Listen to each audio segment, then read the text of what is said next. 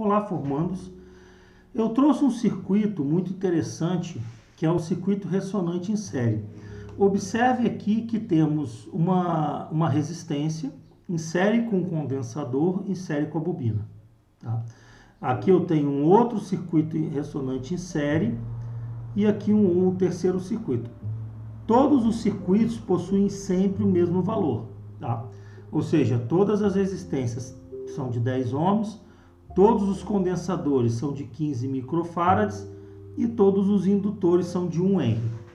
Por que eu estou trazendo isso? Aqui tem um conceito chamado conceito de impedância. Tá?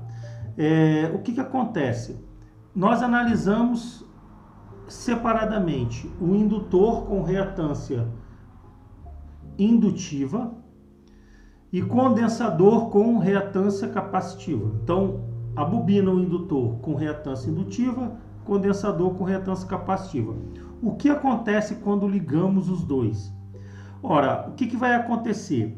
Nós sabemos que um desfavorece a frequência, o indutor desfavorece a frequência, o condensador favorece a frequência. Então, temos aqui uma dualidade. No entanto, existirá um momento em que eles vão estar em harmonia. Observe os 3 circuitos aqui. Qual desses aqui que você acha que é melhor, que tu achas que é melhor? O primeiro, o do meio ou o de baixo? Qual desses 3 circuitos estão circulando a corrente com mais facilidade? É só observarmos aqui, ó, as amplitudes. Observamos que esse primeiro circuito, a amplitude é muito pequena. Observamos que a amplitude já é um pouco maior, mas esse do meio, esse circuito do meio, é onde a amplitude é maior. Isso significa o quê? Significa que a corrente circula melhor nesse circuito ressonante do meio. Tá? Por quê? A impedância, ela será o quê? Bom, a impedância, ela é o quê? XL menos XC. Ela será a reatância indutiva com menos a reatância capacitiva. Vamos imaginar a seguinte situação. Por que esse circuito do meio, a corrente circula aqui com muita facilidade? Ora, haverá uma determinada frequência específica em que esses dois componentes terão o XL igual ao XC.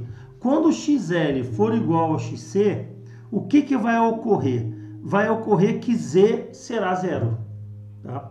Por quê? Ora, se a reatância for 5, a reatância indutiva for 5, a reatância capacitiva for 5, 5 menos 5, 0. Então, ou seja, a resistência será zero. Então, o circuito ressonante em série, haverá uma frequência em que essa frequência terá impedância igual a zero. É o caso do nosso aqui, ó. 41 Hz é a frequência de ressonância desse circuito. Verifica que o mesmo circuito com uma frequência menor e com uma frequência maior, a amplitude dela diminui. Se eu aumentar essa frequência, ou se eu abaixar essa frequência, piorará mais ainda. Vai chegar uma hora que nem corrente vai circular. Por exemplo, aqui, ó. Vamos botar essa frequência aqui para 200. Ó. Entendeu? Vai chegar uma hora que essa corrente aqui nem vai andar, porque vai ser bloqueado ou por um ou por outro. Tá? Então observem que a amplitude dela caiu, distorceu toda. Olha como é que tá. O sinal está distorcido e está baixo. Olha a distorção do sinal todinho aqui, ó. O sinal aqui está certinho, ó. O sinal está perfeito, amplitude boa, forma boa. Olha como é que está totalmente distorcido esse circuito de baixo. Né? Quanto mais eu vou mexendo aqui, pior vai ficando. Se eu ainda aumentar para 1K aqui, aí mesmo que vai ficar horrível. Olha lá.